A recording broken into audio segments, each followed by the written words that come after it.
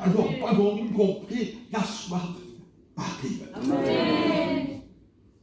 Ce matin, j'avais préparé une prédication un petit peu plus étoffée.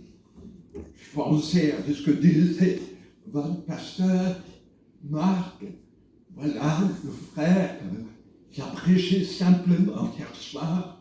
Alors moi-même, ce matin, je disais, Seigneur, peut-être qu'il faut que je leur donne, je ne sais pas, une quinzaine de versets, et puis qu'on parle un peu plus dans l'édification. Et j'avais encore cette pensée il y a 5 minutes.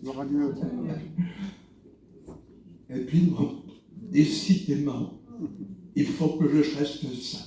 Amen. Les études bibliques, ça sera pour les ganjos. C'est comme ça qu'on dit. Les études bibliques, voilà, pour qu'ils aient des cerveaux à 3 étages.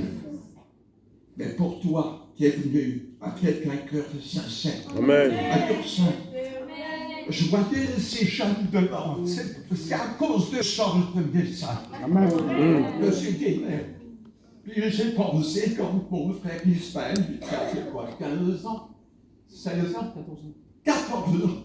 Je suis venu prêcher ici. Donc, vous savez, en quelle année 2007. 2007.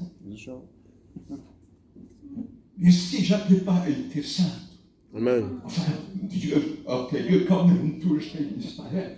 Mais il m'a fait la grâce que ce que j'ai apporté ait contribué à toucher son cœur. Donc, allez, on laisse les études bibliques, ça sera au plus tard. Ma prière de ce matin, c'est juste que je puisse partager ce qui peut marquer ton cœur pour toujours. Amen. Jusqu'au retour de Jésus. Amen. Et comment partager le message qui peut marquer notre cœur plus que d'aller vers un texte qui nous parle de ce qu'on vient de faire en mémoire, cette œuvre parfaite de Jésus à la croix. Et j'aimerais en parler ce matin sous un angle un peu particulier, peut-être,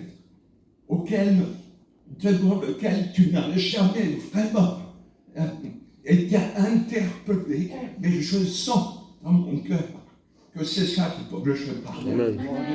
Alors, c'est dans l'évangile de Jean, au chapitre 19.